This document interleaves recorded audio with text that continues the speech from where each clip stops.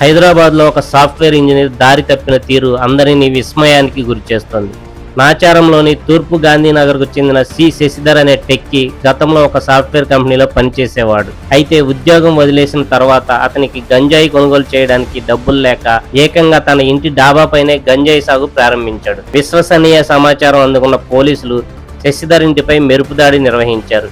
ఈ సోదాల్లో సుమారు 10 కేజీల గంజాయితో పాటు కుండీల్లో పెరుగుతున్న 17 గంజాయి మొక్కలను చూసి పోలీసులు షాక్ అయ్యారు. తన వ్యక్తిగత అవసరాల కోసమే వీటిని పెంచుతున్నానని నిందితుడు చెబుతున్నప్పటికీ దీని వెనుక ఇతర కోణాలు ఏమైనా ఉన్నాయా అనే కోణంలో పోలీసులు దర్యాప్తు చేస్తున్నారు. ప్రస్తుతం పోలీసులు శశిధర్ను అదుపులోకి తీసుకుని గంజాయిని స్వాధీనం చేసుకున్నారు. వీడియోని తప్పకుండా లైక్ చేయండి. మరిన్ని అప్డేట్స్ కోసం సబ్స్క్రైబ్ చేసుకోండి.